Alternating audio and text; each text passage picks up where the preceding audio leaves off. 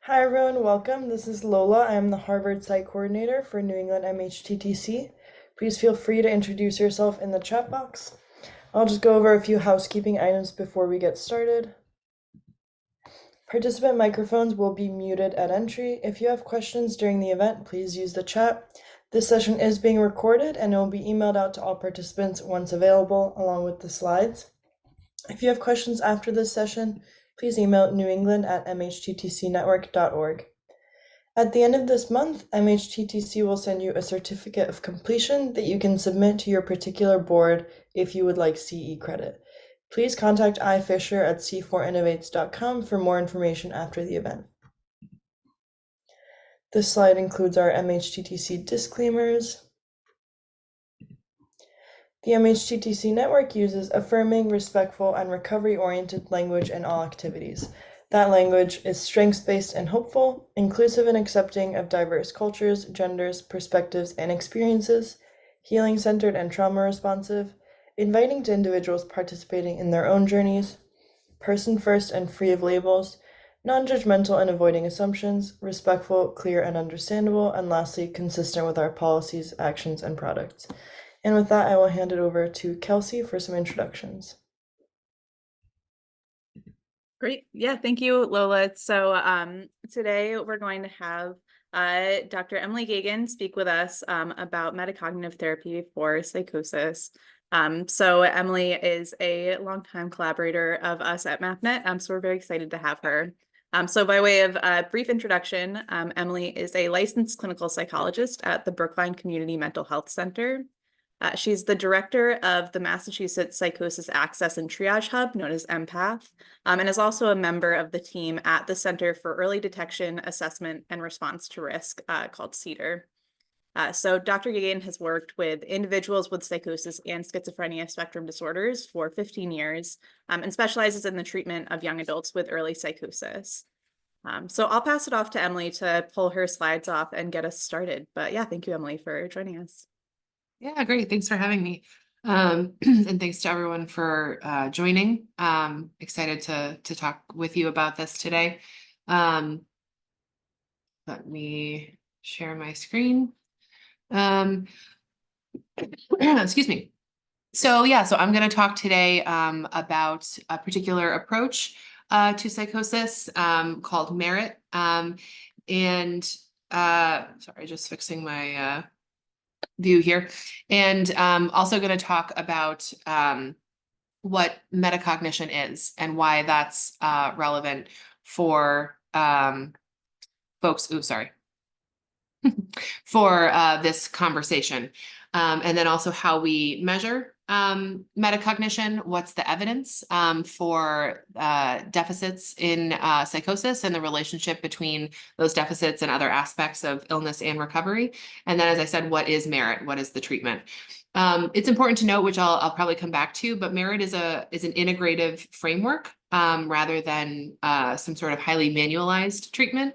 So the goal is that people from many different backgrounds and theoretical orientations can learn this approach and implement it in different ways. But the hope for today is really that you leave with an idea of what metacognition is, why it matters in treating psychotic disorders, and have some idea of how to approach this, in some of the challenges that you might have working with folks with these experiences, if that's part of your role.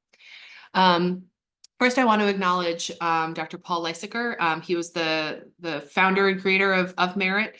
He's a psychologist who worked for many years in this area, was very prolific in his writings about metacognition and why it's important. He suddenly passed away in the summer this past year.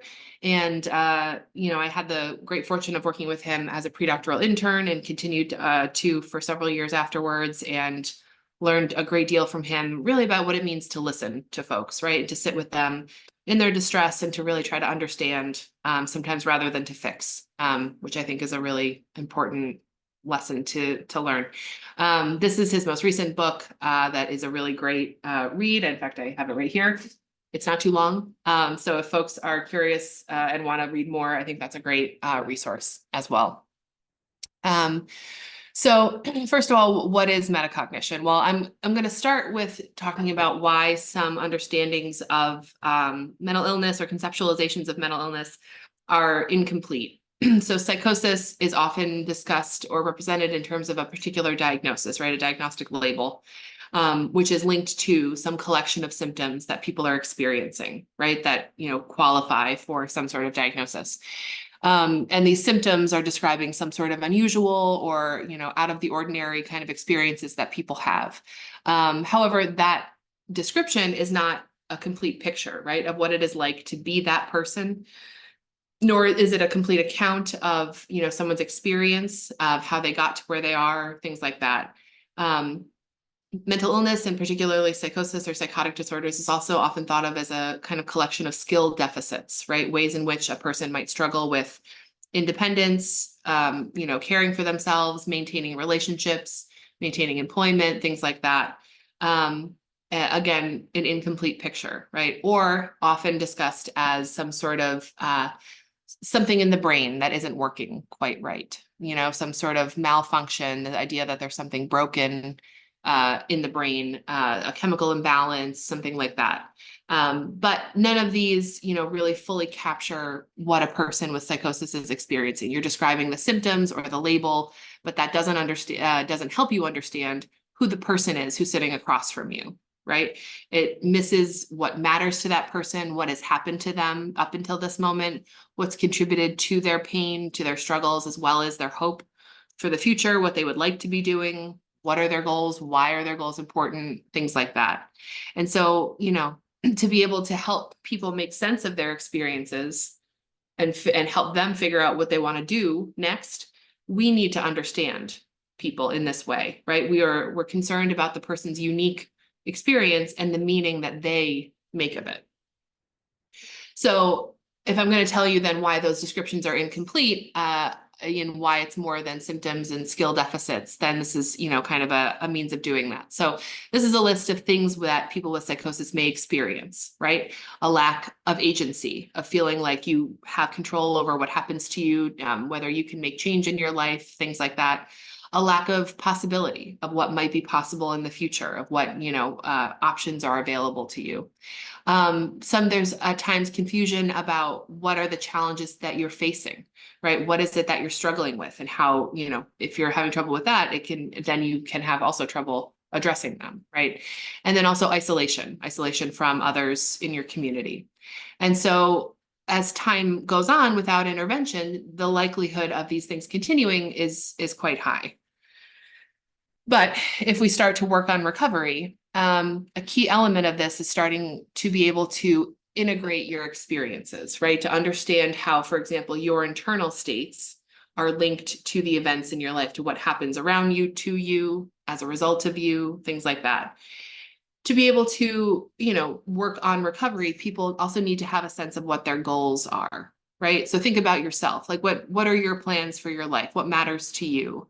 Why? Right? All of those answers are linked to things, to events in your life, things that have happened to you, aspects of your personality, ways that you approach relationships, challenges you faced, etc.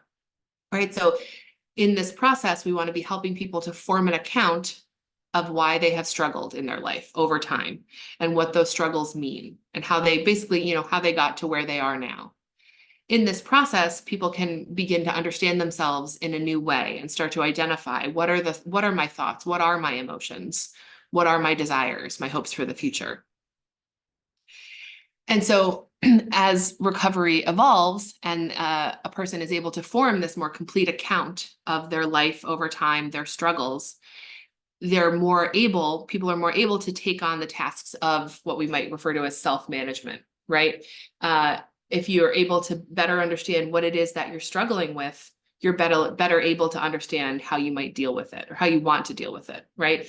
So what emerges is then a sense of agency, that you're making a change in your own life, a sense of possibility, right? Of hope for the future, of what could be possible. The challenges that you have become more easily understood when you have a language for this, and then you have ideas about how to manage these challenges. And then also you become, or perhaps rejoin your community, whatever community that might be. So conceptualizing mental illness or psychosis in this case as any one of the previously mentioned areas is inadequate, right? It doesn't capture this process of what it means to be human, to suffer, nor does it capture really, the road back from suffering and the evolution of a life and the understanding of that evolution over time.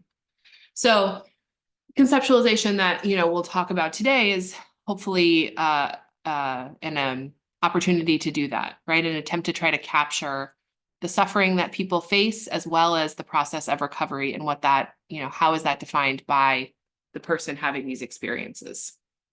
So finally, we get to then, what is metacognition, right? It's a term that gets used a lot in a lot of different literature. I think originally it might have came from the education literature to describe ways in which people are, aware of their learning style and process of learning, things like that. Really, it covers a broad spectrum of mental activity. So on the one end of the spectrum is these very specific and discrete experiences that are happening in a person's mind. On the other end, there are these larger, more complex processes. So on that more specific end, basically, at a very basic level, it's a thought about a thought, which maybe sounds a little out there. I hope I didn't lose anyone. But it's really the experience of knowing what is in your mind, right? The awareness of having a memory, the awareness or the feeling of knowing something. If we think a little more complexly, then we're thinking about how you have an awareness of your thoughts and you can make judgments about them, right? So you're kind of aware of it and you're evaluating the thought that you have in your mind.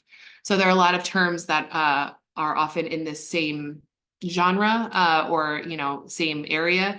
Things like cognitive judgments or confidence ratings, right? Error monitoring, being able to tell how well you learned something or whether you got something wrong or right. The idea of social cognition, right? The ability to know things about others, make guesses about others. Social cognition often refers to the accuracy of some specific or singular perception in a particular moment in interaction with someone else. A very related concept, or some might say a sub-concept of this is theory of mind, right? So knowing and making guesses about other people's intentions, their tone, things like that. And then if we move kind of up or down the spectrum of complexity to more complex, then we're talking about what we call synthetic acts. And when we say synthetic, we mean we're synthesizing this information, right? We're being able to integrate a lot of data from all these thoughts that we have, these emotions, these memories, and we're forming a complex idea of what's happening or about a person or about a situation. So for instance, what happens when you meet someone, right? You immediately begin to form some idea about who they are, just about them in general. The next time you see them, you might gather more information. You begin to expand this understanding of who this person is. You're integrating new information each time you meet this person. And that picture becomes richer and more complex. It's also important to keep in mind context, right? That, the ideas that we form about people are relevant or are influenced by the context. So, for example, the ideas I might have about a colleague, that I work on a work project with will be different than if perhaps later on that colleague starts dating a sibling of mine, right? Something like that. Like these ideas are fluid and they're changing based on the context. So what I want to make clear, I guess, is that metacognition is not just a theory or a judgment that I form about someone else, but it's a process by which a lot of information from multiple sources is coming together to form this kind of more complex idea. So another example might be on a basic level, you're aware that you're feeling anxious, right? You have this awareness, this knowledge that is what you're feeling in this moment. Moving up the scale of complexity, then you might be able to know that you are feeling anxious and this is subjective, right? And that there may or may not be some sort of threat that's causing your anxiety, and that your judgment of this is fallible, meaning like it might be reasonable or not reasonable to be anxious, but that is what your subjective experience is in the moment. And then on that even more complex or the synthetic level, you're able to form an idea of why you might be feeling anxious. You might think back to experiences you've had before. It might remind you of another time in your life where you had something negative happen, you felt out of control, or things went poorly. Something that you can say, ah, yes, this past experience has led to now me also feeling anxious in this situation.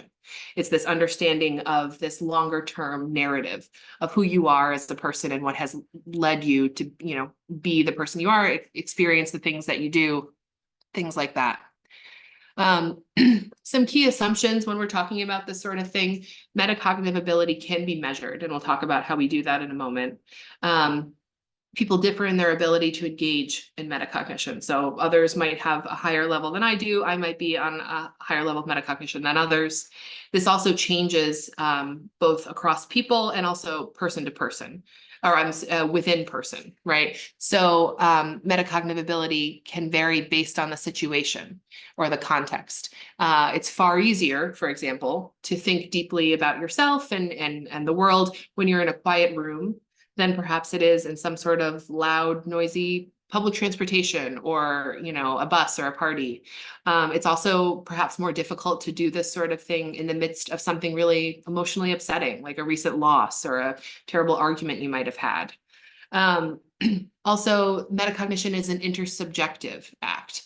And what I mean by that is ideas that I form about myself and other people are not in a vacuum. They're not created in my head independent of other people, right?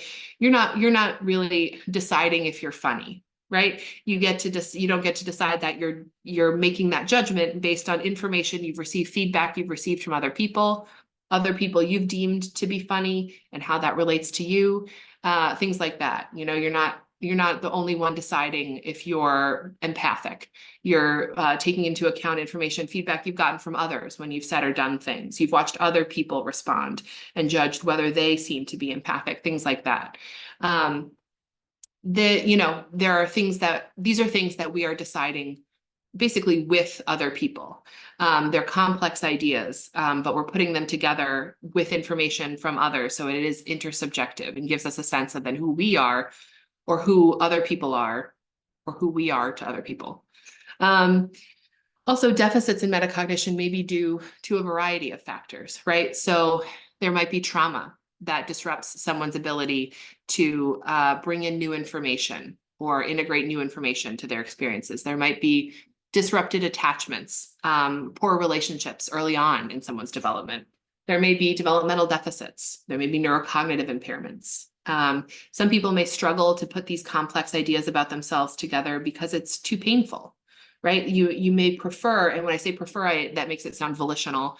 It often isn't. It's subconscious or not part of our purposeful intentions, but may prefer a less coherent or a less rich picture of themselves and the world around them because there's been too much loss or too many negative things have happened to really bear the possibility of having this more like nuanced picture of yourself. So as I hopefully have impressed upon you, metacognition is something that we use all the time, right? We do it, or we use it every day. We're often unaware of it, but it's a necessary condition, right? To navigate relationships, to navigate the world. So when this capacity becomes impaired, real problems can emerge, right? So people with psychosis do demonstrate a loss in metacognitive capacity. So it's this loss of this ability to form these integrated ideas about oneself, other people, about the world. And as you might imagine, then this can result in a reduction in what's phrased here as complex goal-directed behavior. But what we mean is like, if we have trouble forming all these complex ideas, it makes sense, or it follows then that we have trouble moving forward and deciding, what we want to do, knowing who we are and what our values are and how we want to move forward in life. That becomes difficult. So the collapse of this ability to do this is referred to as fragmentation, right? So this, there may be, like, for example, a difficulty with distinguishing like what's happening in my own mind versus someone else's mind. And that, as a result, you might come to some conclusions that don't necessarily make sense to others. Or if you can't form complex ideas about other people and who they are and how they exist in the world, you might come to the conclusion that many things or most things in the world have some relation to you. There's really this disruption in meaning making and being able to make meaning of the experiences that you are having. And it's strongly linked, as we said, to major disruptions in one's life that may cause this fragmentation. So this capacity, this ability is where we need to intervene.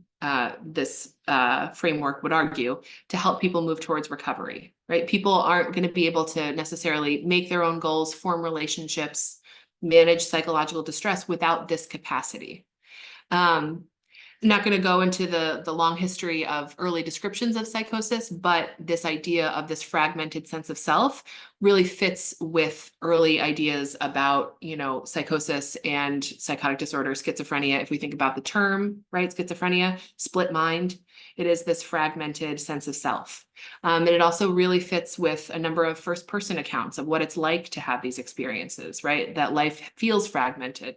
You feel perhaps frozen, or that you've lost a part of yourself, or you can't make sense how you're connected to others.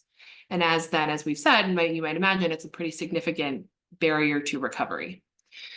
So we're going to talk a little bit about some of the research in terms of what these deficits are linked to. Very broadly, though, it's linked to negative and disorganized symptoms, poorer work performance, as well as general functioning, and then also poorer response to more traditional psychosocial treatments.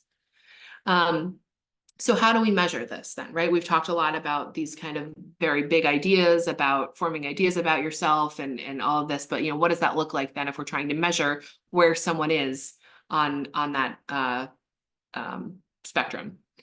So there are really four main domains that we are thinking about. That's self-reflectivity, which is the ability to kind of reflect on your own thoughts, experiences, in your life over time.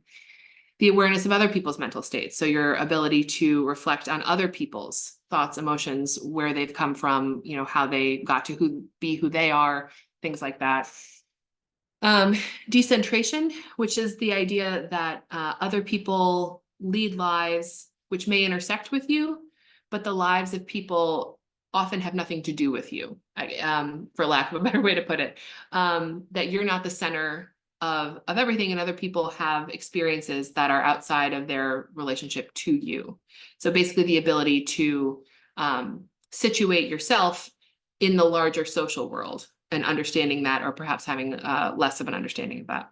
And then mastery, which is the ability to use this understanding of yourself to cope with some psychological problems that you may encounter. I'm really only going to focus on self-reflectivity just as a example, just for time's sake. But all of these scales are measured by the metacognitive assessment scale. And so each of these domains is rated. And what we're rating usually is either therapy transcripts, or we ask people to participate in an interview. It's called the IPI. I never remember what it stands for. I think it's in Indiana Psychiatric something interview. And basically people are asked to provide narratives of their lives in a conversation with a research assistant or things like that. And then those narratives are transcribed and are rated, so that we're trying to figure out where people are on this scale when they're recounting narratives of their lives. Are they rich, and are they complex? Are they perhaps quite barren and don't necessarily involve a lot of these more complex ideas that we're talking about? So, and I'm happy to talk more about the other scales if folks have questions. But for the purposes of this is the self-reflectivity scale.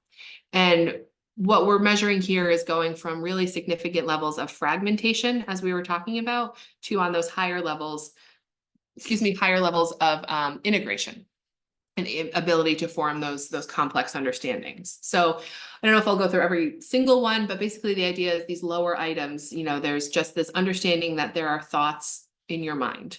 These thoughts exist in your mind, and these thoughts are your own. They didn't come from anywhere else. There's not a confusion, or there isn't even maybe a thought about where they came from, but you understand you have thoughts in your own mind.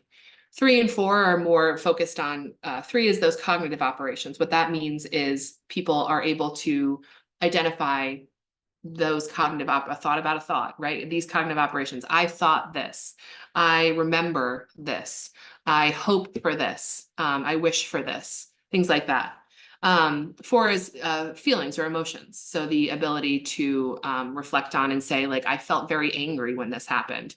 I was so excited to learn XYZ, things like that. 5 and 6 are kind of talking a little more about like fallibility of your thoughts and that they're kind of subjective or open to interpretation. Also that, you know, wishes are different from reality, and that not everything is possible, but you may still have these thoughts or these aspirations, and that is separate from what might actually happen. And then 7, 8, and 9 are talking more about your ability to synthesize, as we were saying, or put together the experience of your thoughts and emotions. So 7 is in the moment. I understand that my thoughts and emotions are connected in the situation that I'm in. 8 is I'm feeling this way now, and I can remember a time in the past that I felt this way also. And that's consistent across time. And then 9 is really just saying the same thing, but it's a more sophisticated version of that, right? Looking across your life. I'm the kind of person who, I'm the kind of person who may get nervous with public speaking. And I can think of times in the past where like things went, you know, I got really anxious and it affected me in this way. Another time where I felt really confident and things went really well. And that reminded me the next time to be confident because things will go well. Things like that, to have this broader understanding across the flow or kind of the narrative of one's life, who I am as a person. So, well, who cares, right? We have all these measurements and like we can score people on these things, rate people. Why does that matter? Well, the scores on the MASS-A do correlate or predict a number of different closely related concepts, right? Proving its validity. So cognitive insight, as well as specifically insight into illness or awareness of illness. Several domains of social cognition, coping style, and accuracy of self-assessment. In this case, it's work performance. I don't have time, unfortunately, to go into all of the different research evidence for all of these. Happy to send folks. There will be several instances of small type of citations that isn't really helpful for folks, but I'm happy to send citations if folks want to email me or talk further. But these are some of the examples of what proves to us that this is a valid concept that is related to a number of really important other constructs. But then, you know, is this something that's unique to psychosis, right? So we looked at metacognitive ability as assessed by the MASS-A in other groups of folks. So in this case, we're looking at in a schizophrenia group, a substance use group, a PTSD group, and then a group with folks diagnosed with HIV was also included. And the reason for this was we wanted to be looking at people, when we're looking at controls often have not experienced the level of adversity that folks with psychosis or with schizophrenia in this case have. And so the decision for that study in particular that Paul and others decided was that we wanted to compare the capacity of those who have faced a long history of adversity, but for a different reason, for a medical diagnosis, rather than for a mental health concern. And as you can see across these scores, if you remember, higher numbers mean a higher level of metacognitive capacity, that the schizophrenia group is lower across all domains as in comparison to the other 3. So what that tells us is that this is likely a unique feature of psychosis, of psychotic disorders.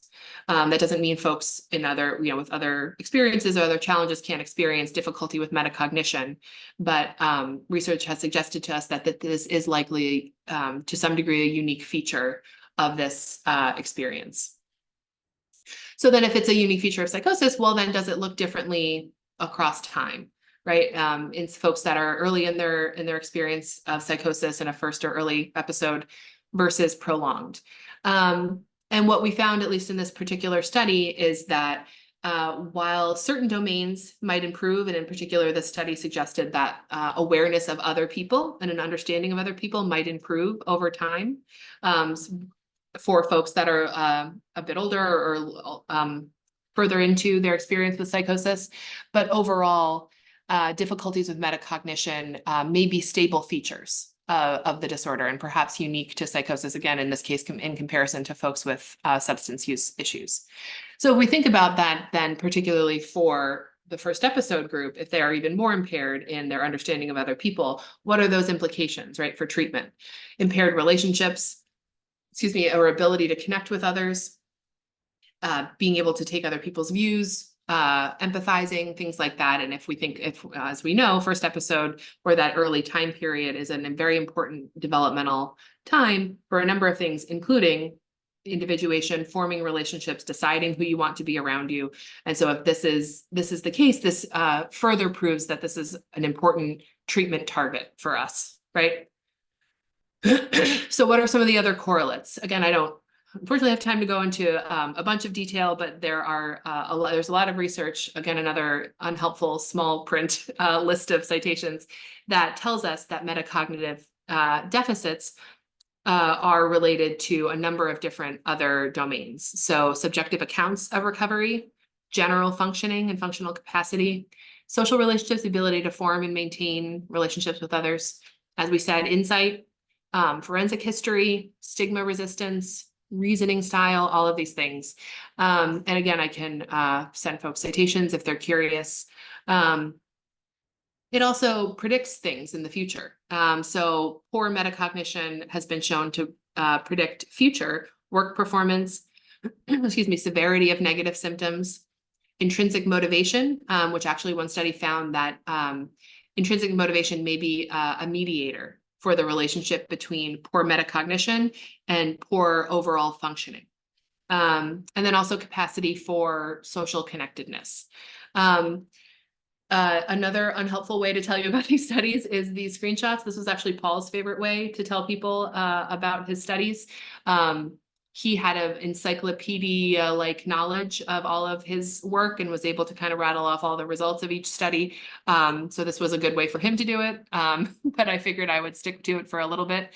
But this is one study in particular looking at quality of life and social relationships. This is another looking at correlation with negative symptoms. And then I think importantly for folks here, I wanted to point out a study that also looked at positive and negative symptoms and their relationship with metacognition in first episode psychosis. So this study used a regression to add metacognition scores to already known predictors of negative symptoms. And when they did that, they found that metacognition accounted for a large portion of the variance in the PANSS negative symptoms. Also accounted for some variance in the positive symptoms, although later analyses suggested that it was a stronger relationship between metacognition and negative symptoms. But again, kind of further underlining the idea that this is something that's present early on and is quite a reasonable treatment target for folks to be focusing on. So that's all the research about, why do we care, right? And like, how is metacognition related to a number of different domains? But then what's the treatment look like? And does it work? Can we change people's metacognitive abilities or improve them in some way? So the first studies and many since have been case studies. So the first two citations at the top here are some of Paul's first case studies that he published at this point many years ago. And then the second two are particular cases that are times where folks used merit with first episode psychosis. I really encourage reading these. I understand case studies, can only go so far. And I think they're a really excellent look into what this treatment can look like, what improvement can look like, how difficult this work can be. But I'm happy to resend these if folks are wondering. I mean, broadly across, there have been many case studies as other than these. Broadly, we generally do see improvement in folks over time on metacognitive capacity, insight, and symptoms. Often what was noticed is that if we're tracking one person's progress over time, metacognitive capacity often improved first, and then we saw an improvement in symptoms later, suggesting that perhaps that's the kind of sequence of events that needs to happen. We need to have, which perhaps makes logical sense, we need people to have the ability to do that kind of synthesizing of their experiences and their understanding of themselves. And then there becomes, one way to put it is like there's less need for these symptoms. And we'll maybe talk a little bit more about that in a moment. In one case study, they kind of charted what it looks like over time. And that means what metacognition capacity looks like. And at the same time, the delusional content of each session. And if you can kind of see, there's this inverse relationship over time, that if in a particular session, if someone was displaying a greater ability to reflect metacognitively and, make these complex conclusions and things like that, there was a lower level of delusional content. And then conversely, when their delusional content was greater, their ability to do that, to reflect, was lower. So again, this idea that perhaps, psychosis is a means by which people are explaining their experiences when it's too difficult to do so, or when people aren't having the metacognitive capacity to be able to make these judgments about the world. So then treatment studies, which are using merit, which I'm burying the lead. We'll get there in a moment. But there have been a few fairly small, but good studies looking at the effectiveness of merit. So now at this point, 10 years ago, there was a pilot study looking just at the effectiveness of it. We saw improvements in that study in subjective recovery, as well as in that domain of self-reflectivity that we were talking about earlier. And then looking at kind of case study level evidence in that pilot study did suggest some improvements in some folks in symptom severity. Then there was a small open trial in 2015 comparing merit to supportive psychotherapy. And all participants did demonstrate some improvement. However, notably in the merit group, participants demonstrated a better ability to integrate their experiences, as we're talking about, into that larger narrative, higher levels of that self-reflectivity, increased agency, and also increased ability to understand and manage distress, pain, things like that, which is that mastery domain that we were talking about a little bit earlier. And then there have been a couple of other studies. There was another pilot that was in preparation for the RCT. That's the third entry there. The pilot session really shortened merit into just 12 sessions. The format was determined to be acceptable. There was a pattern of improvement, although there weren't any significant effects.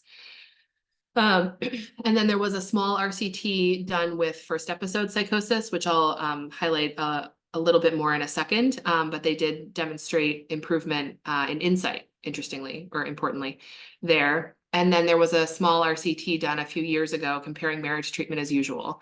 Metacognition did improve in both groups. However, those improvements lasted longer in the merit group. The treatment as usual group kind of returned right back to baseline after the treatment was over.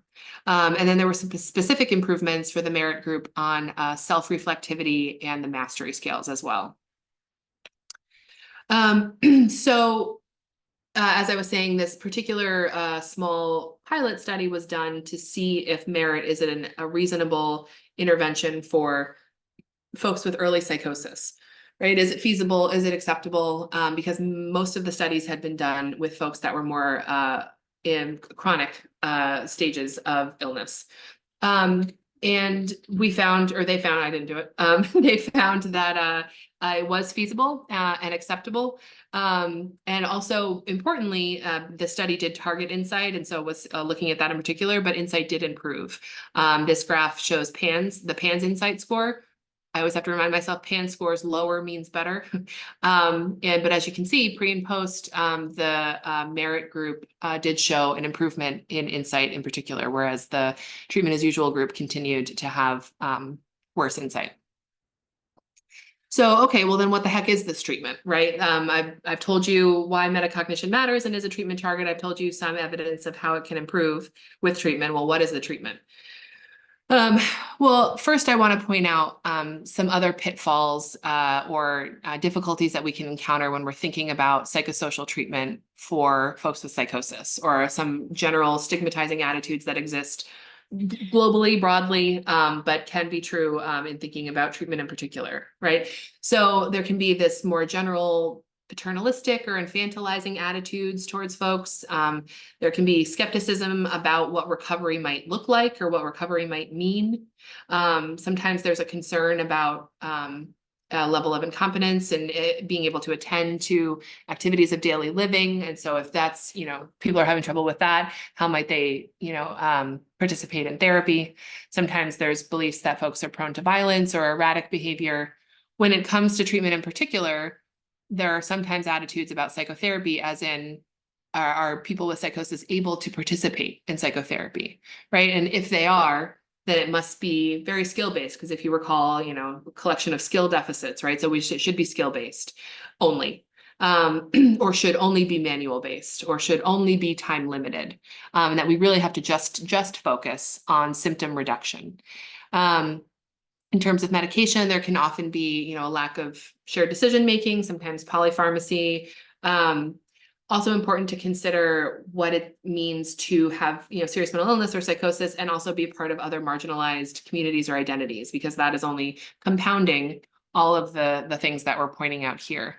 And I think importantly, a lot of times when people with psychosis are saying things that are perhaps hard to understand or hard to make sense of, the belief is like, well, there is no making sense of it, that we kind of put it in a bucket of, this is a symptom, and I'm going to put it over here, and we're going to talk about how we can get rid of these symptoms.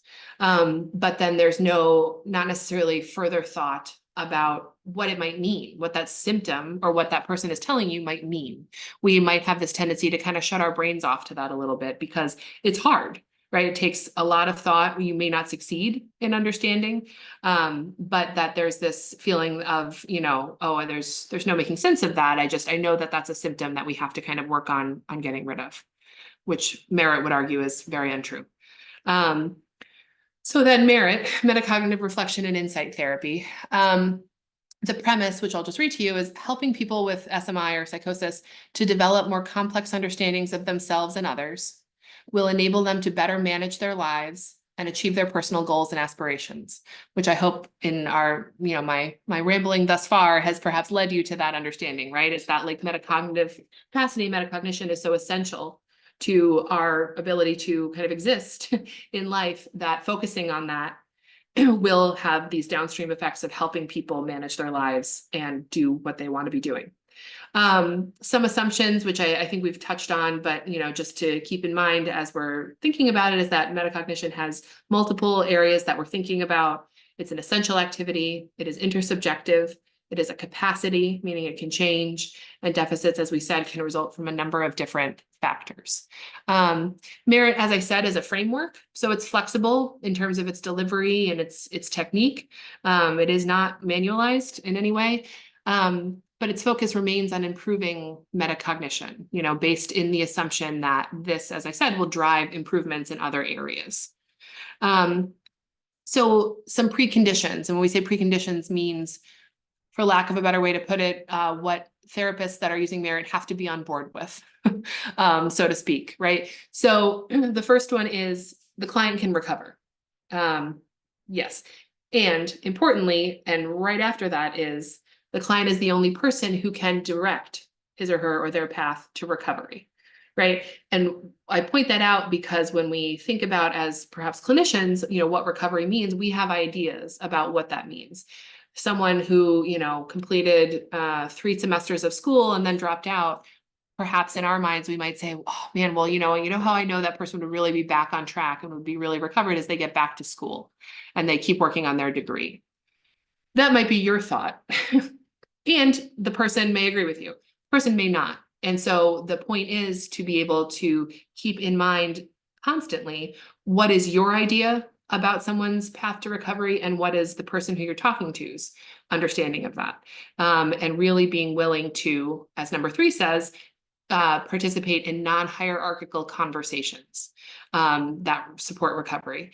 And what I mean by that is, often we take stances, which I'll touch on a little bit more in a bit, where we're the expert as a clinician. I mean, we're the expert and we're here to kind of pass along knowledge. You know, we have skills or you know, things that we think will help folks, and we want to pass that along, but it is this kind of hierarchical conversation. I say many times to trainees, and, you know, other times that I'm talking about Merit, is that you are 2 people in a room talking mostly about perhaps one person's life, but you are 2 people in a room talking, and that it is not this hierarchical relationship, because then if there's that hierarchy, there's that understanding, for example, of, well, I know what recovery looks like, and so we have to work towards that. As we touched on a little bit, the idea that there is this kind of disorganized or unusual material that people may be expressing can feel confusing or hard to understand. The command hallucinations, paranoia, ideas of reference, all these, terms that we often use, it can feel uncomfortable also, right, to sit with those things. And that's why a lot of times I find that people might, kind of just shut their brains down a little bit, or again, put that in the bucket of symptoms, rather than thinking hard and thinking together about what that material might mean. And Merritt suggests or asserts, that's what I'm looking for, is that this material can be understood.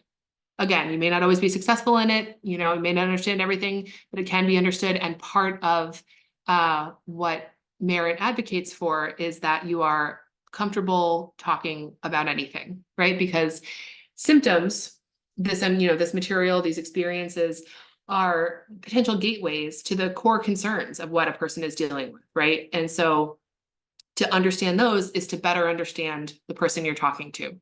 And then by exploring them, symptoms, again, these experiences can often respond with decreased intensity, because again, there's less of a need for these symptoms if we are forming this more complex understanding of, who we are and how we got to where we are. Also, though, enhanced ability to reflect on these things in your life and all of this can result in more pain, right? And we see this in other areas. We tell people sometimes, I know in trauma work sometimes, or in other areas, it gets worse before it gets better, that kind of thing. It applies here in that if someone has been, the example I often give is someone is very estranged from their family. And their explanation or understanding of that is that, their family is actually quite jealous of them because they have a special relationship with a celebrity. And so the family has distanced themselves from this person, and that's the understanding. However, perhaps we continue to talk, we continue to find out, illicit narratives about family interactions, relationships, what's happened over time. And we might come to an understanding of, well, actually, your relationship with your family, you became estranged because things were really difficult. Like perhaps you treated your family poorly. I don't know, mean to them, stole from them. I don't know what it is. Or your family was mean to you, stole from you, whatever it is. And these relationships were estranged for those reasons. That becomes a more tangible understanding of what happened, but that's also quite a painful thing to come to terms with, right? So I also encourage folks to not see this as we're trying to fix things. We're trying to help people come to this understanding that may end up in a painful realization, but that's the purpose, more so than trying to, again, fix or get rid of symptoms or things like that. And then finally, stigma. Present all the time in everyone, in the client's mind, in your mind, a society's mind, obviously. And so we must continually assess that as the clinician in this case. We're continually thinking about why might we be reacting to the thing the person is saying or the thing the person has done? Why might the person with these experiences be reacting in a particular way? Does that have anything to do with like internalized stigma? Things like that. So always on everyone's mind. So these are the 8 major elements of Merritt sessions, and I'm going to go through, I think we're doing okay on time. Yeah, I'm going to go through each of them in a little more detail. But the idea is that these are present in every session. So that rather than Merritt being a sequential sort of, at session 2, we do this exercise, at session 4, you do this homework, et cetera, et cetera. These elements are present in every session. And that these can be measurable processes in terms of how it's going. I've often described to folks as if you were to able to be a fly on the wall in a Merritt session and just observe, from the outside, it would appear to be quite unstructured. And it appears that way. And in the mind of the therapist, it is in fact quite structured, because the goal or the job of the therapist is to be keeping track of all of these elements as you're talking, and constantly thinking of connections that you're making in your mind about what this person is saying, changing how you're framing things for people based on how you're understanding where they are metacognitively. We talk about at what level we're intervening, which I'll say a little bit more about in a minute. But basically, if someone is quite low, for example, metacognitively in that session, to ask them to kind of use some sort of broad reflection about their life over time, as we were remembering in that higher level of the self-reflectivity scale, that's not gonna land, right? So we're wanting to kind of keep in mind where people are and noticing progress as well, and kind of shifting as we go along. So there's a lot to keep track of, but again, if you're just watching a session, it would appear to be pretty unstructured. Some common features across all social treatments that are true here as well. We approach this work with warmth, with respect, with engendering trust as much as we can, trying to find common goals with folks. Curiosity is so critical, what we were talking about in terms of this, material that sometimes is hard to understand. You're approaching it with curiosity. Tell me more about that. I'm trying to make sense of it in my mind, but so help me understand, what is it? How did this happen? What led to this, et cetera? There's an ongoing dialogue, right? Back and forth. It's the two people in the room talking about this person's experience. And then also freedom from jargon, right? When we're trying to not use a lot of clinical terms, or, if there's no real need to talk about diagnosis more than is necessary, we're not using that either, right? We're talking about a person's experience of themselves and their lives. But as we said, then some unique features of merit that perhaps aren't true of all psychotherapy is we're constantly assessing the person's ability to do this integration, right, of themselves, of other people. And as I was describing, we're guiding how we're intervening to match that person's metacognitive abilities. So like I said, intervening at a particular level based on how you've understood them to be on those scales currently. So the first element then is the client's agenda. And in this case, we mean agenda, not a list of items to talk about, but the agenda as in the motivation or the purpose behind why people are saying the things we're saying. The goal in doing this is that people are understanding more clearly their own agenda, their own purpose in what they say and what they do. And so there's a constant check-in. Sometimes I've thought about it, or the phrase that always comes to mind is like throwing things at a wall and seeing what sticks, in terms of trying to sort out what a person's agenda might be. So for example, someone could come in and, there's often focus on really the first thing someone is saying when they sit down to talk to you. And it might be, I took all of my medication last week. Great. There could be a number of different agendas that are behind that statement, right? It could be, I want you, you're the doctor, I'm the patient, and I want to report to you all the things that I did right. It could be, please think of me as a good patient, or a great patient, the best one, because I've done the things that you've asked.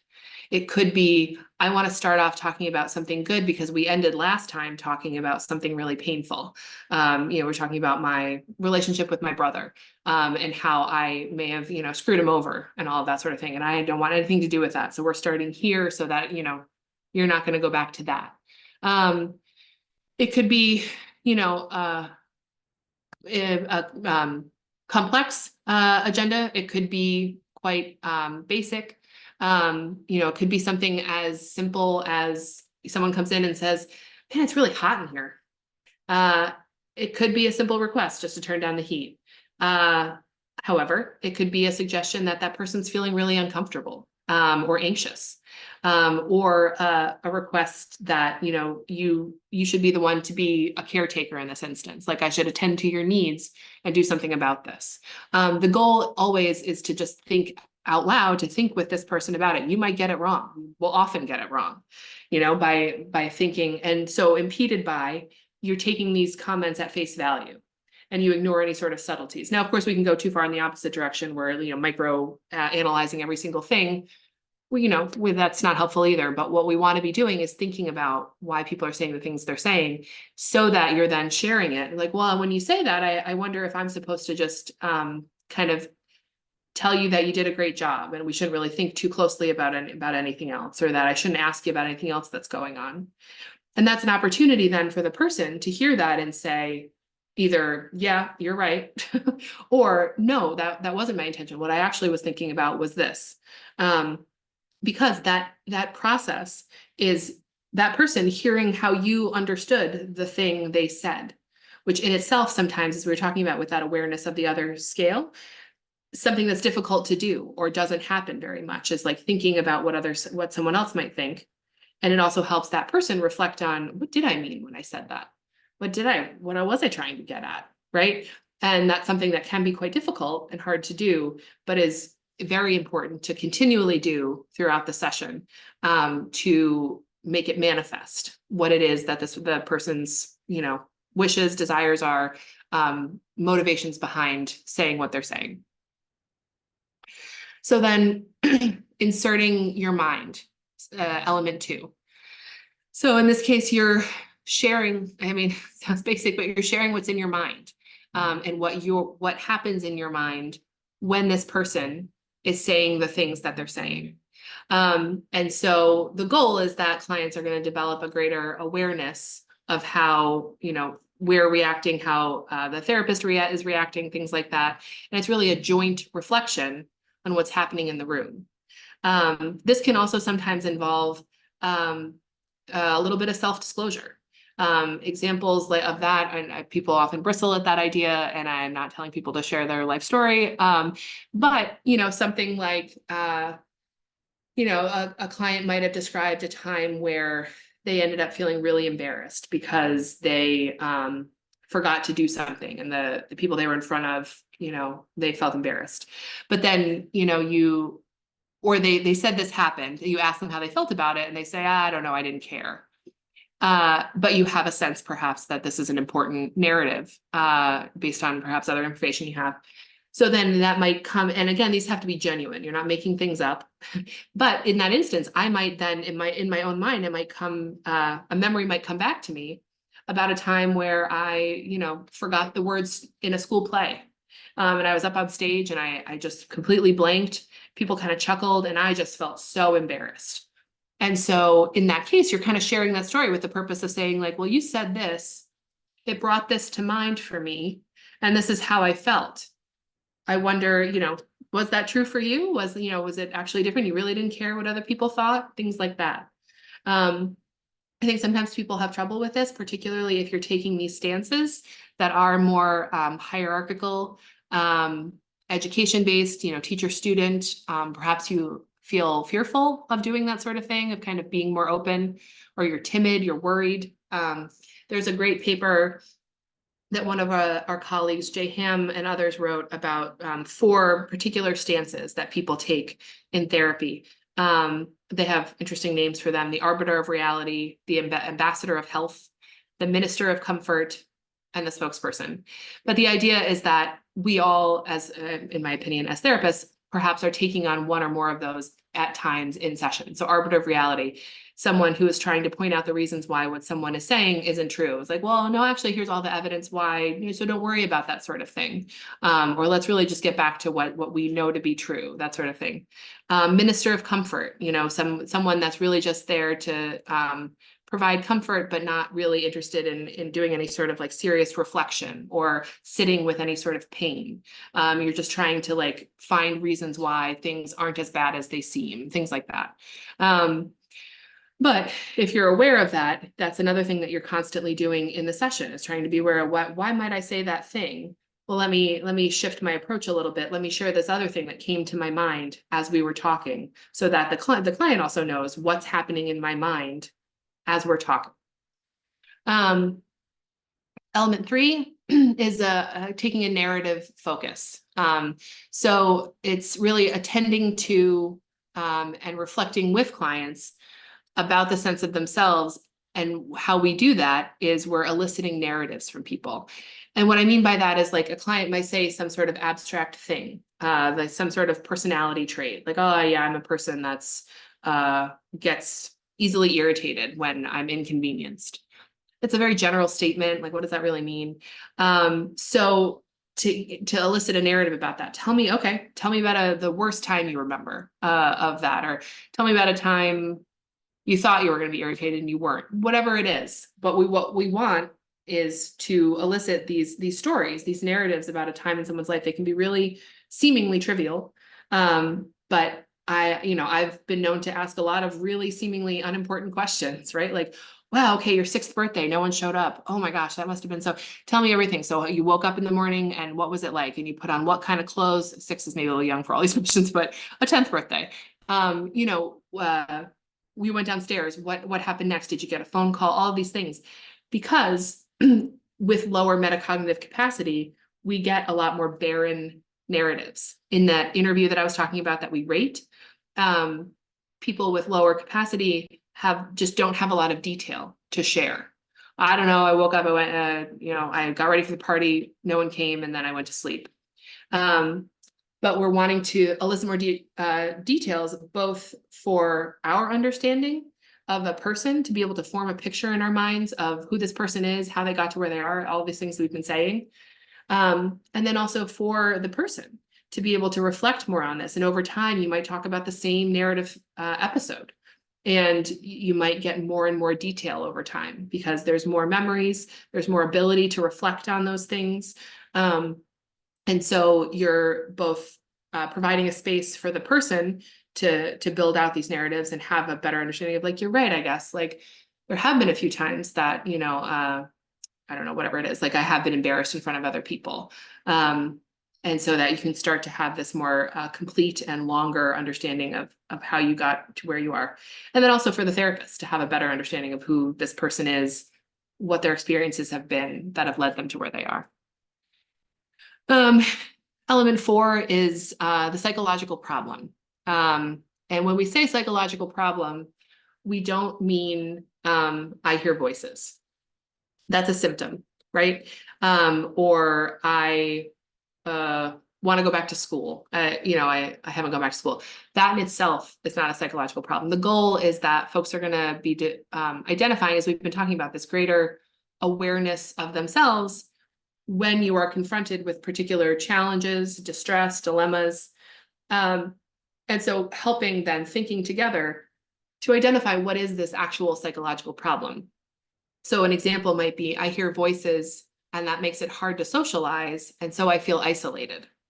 That is a more nuanced understanding of what someone's dealing with, and then may lead to a conversation about how do I want to address that, right? So, we're identifying these struggles using common understandable language, not clinical jargon, as we said.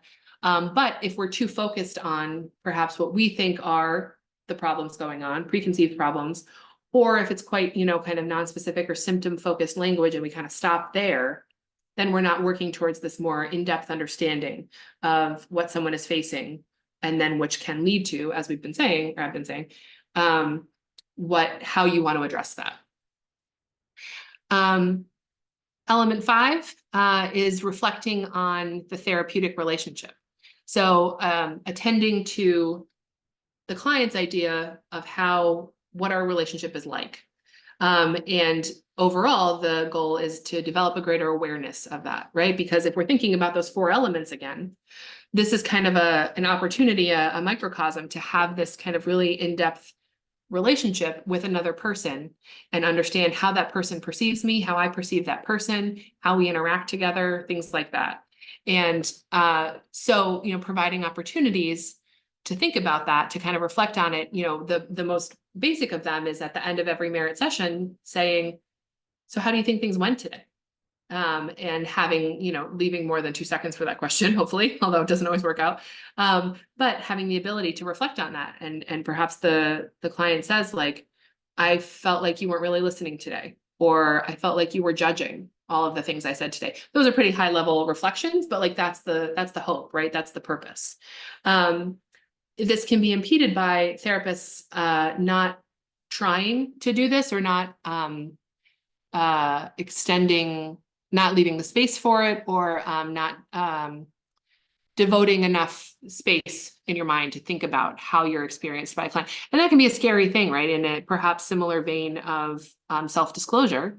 being more open about this sort of thing and understanding how someone might be perceiving you as just, again, another person in a room, ideally not the expert who's almost infallible and you know, has these things to pass along to you, but more so just another person who could be making mistakes and could be saying things that aren't good or aren't helpful or are judgmental, stigmatized, things like that.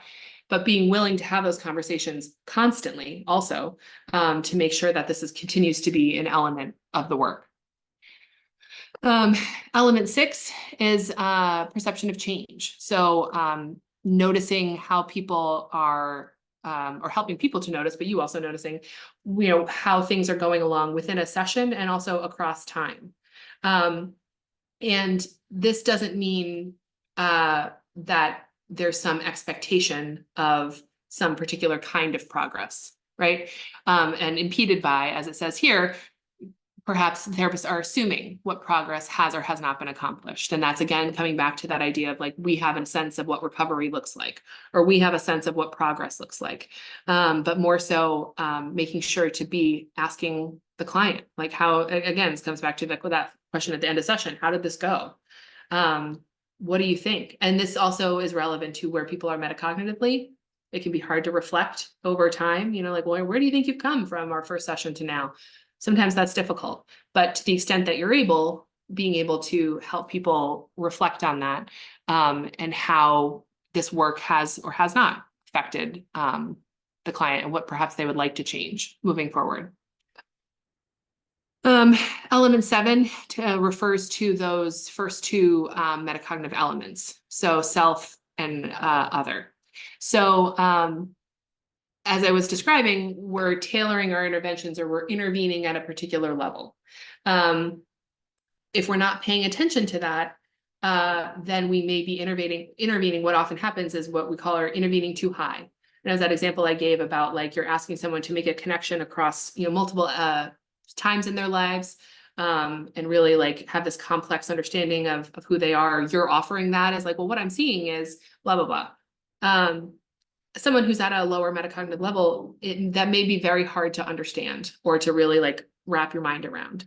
And so you're constantly trying to figure out where people are and how that should influence the kinds of things you're saying. So for example, with like the self-reflectivity scale, when we were talking about that S3 or S4, that S3 is the cognitive operations. So you have a feeling someone is at that level, the reflections you're making, they may be quite basic, but they're using those cognitive words. So you thought in that moment that, you know, someone was trying to harm you, or you remember from before that, you know, this was a stressful thing for you and you decided another cognitive operation to not do that. You're making sure to use those words, emotions. Then if that's not intervening too high, you might talk about, wow, so it sounds like you felt really mad in that instance, or you were outraged about this sort of thing, whatever it is. But if you're not doing that, or if you're assuming that it's the same session to session, then we're not intervening appropriately. If you remember that graph of the session to session, you know, delusions and metacognition, there's another graph I didn't share, but it's, you know, this metacognitive growth is quite nonlinear. People, you know, may start at a particular point. They may improve for some period of time. They may, you know, go back down several levels for some period of time as well. And so not having one particular perception of a person and where they are metacognitively and just kind of going with that. And then if every time you see them, you're assuming that things are the same. And then element 8 is mastery. So as we were talking about, how can we use someone's metacognitive abilities or help someone use their metacognitive abilities to respond to these challenges? And the challenges we're talking about is that psychological problem. So again, not I hear voices, but I'm isolated because I hear voices and I withdraw from other people. So the higher levels on that mastery scale you're able to use more information about what I know about myself to address those challenges. And at lower levels, you know, for example, I'm thinking of, I think M2 or 3 it is, I haven't looked at that scale in a while, is I just avoid, right? Avoidance. So like if I encounter a challenge, I withdraw, I, you know, stop talking to people, I, you know, cancel things I have to do. As opposed to, higher levels are understanding, well, I remember a time where I did this and I avoided it and it didn't work. It actually made me feel worse. And so I'm going to take that knowledge and I'm going to say, okay, now in this moment, maybe I won't do that. Maybe I'll try to do something else.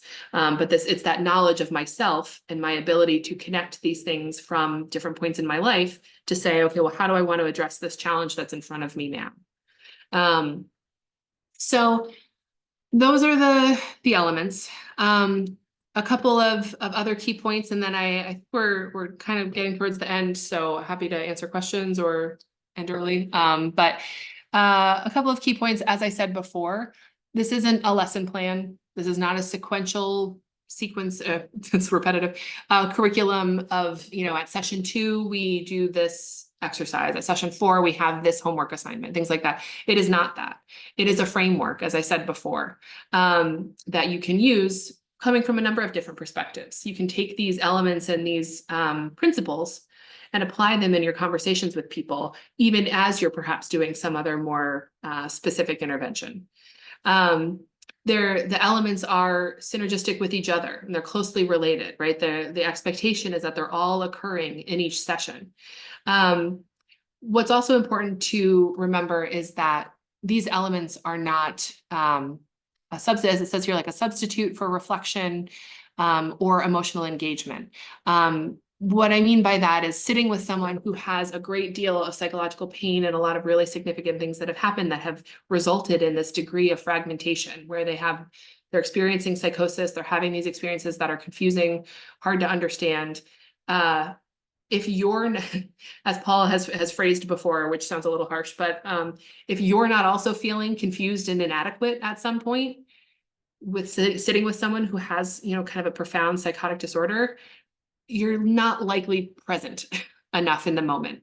And these elements, they don't, they're not thinking for you. They're not shielding you from how difficult this work can be.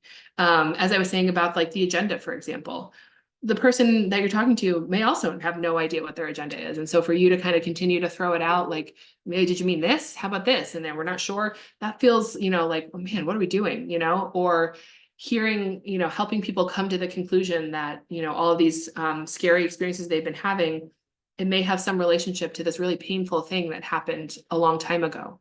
And to not, try to fend off the urge to find reasons why it's not that bad, or immediately jump to, well, why don't we work on this coping skill that can help you with that? But to really sit with someone, sit with that pain and that feeling of confusion and be present and to help think through it and be willing to just be.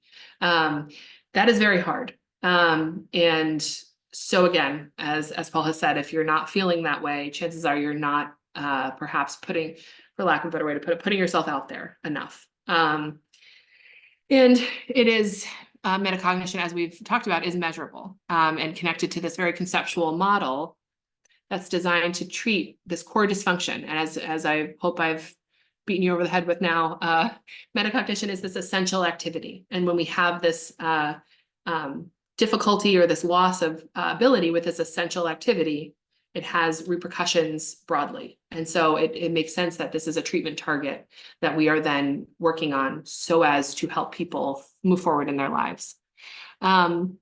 Basically Merit focuses on helping folks, and this is perhaps repetitive, but to just really kind of tie it together, synthesize a fragmented set of memories and experiences into, hopefully, more complex representations of themselves, how they understand themselves and other people, and then using that to choose what you want to do, pursue what you would like to pursue, more, different life choices, move towards more, the phrase that has been used is like psychological reconstruction and responsibility. And that can look a lot of different ways. Again, remembering it's not up to us what we think is right, but to helping the person to decide what they would like to do. A skill building and a more like kind of discrete or concrete or whatever approach to intervention can certainly help people. It's, again, perhaps not complete. And Merit really seeks to understand and address the processes that are needed, perhaps to know why I'm going to do a skill or why I want to use this coping strategy, things like that. Because stopping there isn't, again, kind of addressing the broader person. So I think that's all. Just to remind you again of this book, if you're curious about it. For people that know me, I'm happy to lend a copy. And these are a couple of other resources. This is the Merit Institute's website, which has a lot of resources, videos that Paul made. The YouTube channel, don't ask me why it has an @ sign in it. I didn't create it. But it has a number of videos. We have quarterly Merit Institute presentations where folks are presenting on particular areas of their work. And we record those, and they're on the YouTube channel as well. This work is done in concert with so many other people. Paul had so many collaborators across so many continents and countries, and all who are continuing to do this work since we lost him in the summer. So just a smattering of folks here that have done this work for a very long time. So yeah, thank you. And I'm happy we have a good chunk of time for questions. So happy to answer anything that folks are curious about.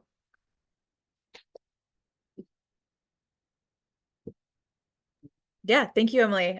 Definitely, please, if folks have questions, add them in the chat. I had one to start us off, but just, in thinking about it strikes me, what you're saying about using these elements just in the normal course of, other interventions that you might be using, or kind of drawing from this, even if you're not doing like a full merit session, which, I think is definitely a helpful thing. But I was thinking, and you covered this a little bit, but like, are there flags that you might pick up on, or like things that somebody might say that would kind of alert you to like, maybe we need to start working on metacognition, or like, let's try doing some of this stuff?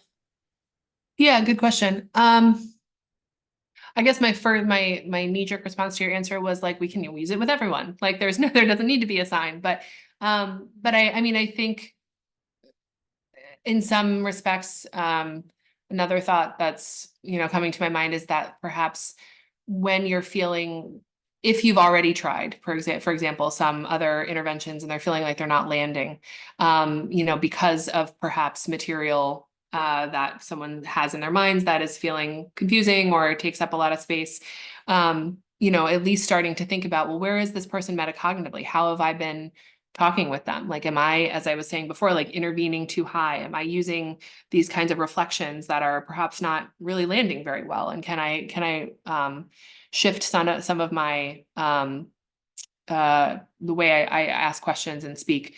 Another part of it is that another example is if someone comes to I'm thinking of a trainee who has a new client who said, basically, I'm here because my mom made me. I don't really know what we're going to do.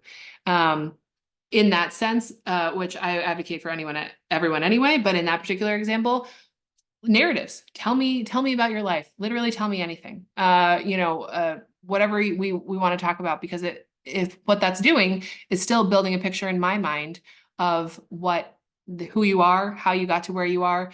And for the person, in this case, a person with significant psychosis, it also gives them the opportunity to start to tell. So in addition to just basic benefits of like rapport building, but starting to listen to those narratives and start to like suggest to this person, like, well, okay, you told me that you don't want to be here, there's nothing to talk about, so maybe you want to tell me that I'm useless, like that I could basically be a blank wall, and like who cares about that? Like, wow, what are we gonna how are we gonna go from there? Also using the agenda to try to figure out what's going on. So I think these things are useful no matter what. But those are, I guess, a couple of examples that come to mind.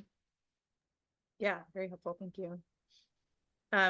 One question that we have in the chat: has there been any efforts to do this in a group setting? Yes, actually, small, but yes, at a VA in a place that I'm forgetting. West Haven, maybe. They put together a manual, and I think did a little bit of publishing on their experiences with it. I am not recalling the results of it. I think these concepts can be used, at any point. How it gets more formalized into some sort of group treatment, I think, remains or there's still work to be done on that. But I certainly think that was a useful area to explore, for sure. Great. And then another question that we have, so how do you reconcile the anti-hierarchical therapeutic stance with the presentation of some people being, quote, more advanced in their metacognitive ability? I say, especially since I'm guessing that most clinicians are going to be, quote, better at metacognition than most clients with severe mental illness. I mean, maybe that's true, not always true. I certainly have had the experience that that's not true. I guess the question is then, I mean, I guess I'm not sure of what we're asking, because I think you can be non-hierarchical in any situation, right? So I wonder if maybe the concern is that if someone is more advanced, that they have more expectations of you. And so they're expecting you to be an expert of some sort, and that they've come to you for expert advice. I think I would reflect on that I would absolutely kind of put that out there and say, okay, so my job is really to be the textbook for you, to kind of tell you what to do next and things like that. I don't see any reason why you can't continue to take the stance of we're two people in a room thinking together, that it can look a lot different, as we were seeing, these levels are all different, and you're doing all of those interventions at whatever level people are at in a non-hierarchical way. So I think it can work across all sorts of situations. So yeah, conceptualizing it less as a skill that you are teaching them, and more as an area that you're exploring kind of mutually. Yes. Yeah. Yep. I got another question that may have been sent to just me, but I'll read it. Can you speak about how to incorporate issues of structural, sorry, I lost it. Incorporate issues of structural or environmental factors in the metacognitive efforts? For example, maybe accounting for the role of discrimination in identifying their social withdrawal behavior. Yeah, absolutely. And I think that is another benefit of, I guess it was a way to phrase it, or feature of eliciting narratives from people, right? Because you're trying to have an understanding of what people's experiences are, and how they've, decided to do the things they do or not do the things they do. And that may include experiences of discrimination, of racism, of, whatever that might be, that has led to that as well. And so being able to reflect on that and say, wow, you hear a narrative, and then you'd be able to reflect and say, I would too. I would also choose to withdraw from, relationships. Do you think that that's had, what about more recently? There are ways to pull that in. And again, that can be a focus of your narrative without, being too, is it prescribed in terms of how you're asking it, right? You don't want to be saying, well, because you're a person of this particular, marginalized group, I might imagine you have these experiences, but instead listening for it and then highlighting it, and kind of, again, just going with what the client is describing to you in terms of their experience, and then reflecting how you think that may have played a role, and seeing what they have to say. Great. Yeah, great questions, everybody. That's yeah, really good. Yeah, anything else folks want to ask before we close out for today? I'll give our normal MHTTC shout out that we will be sending out slides and recordings.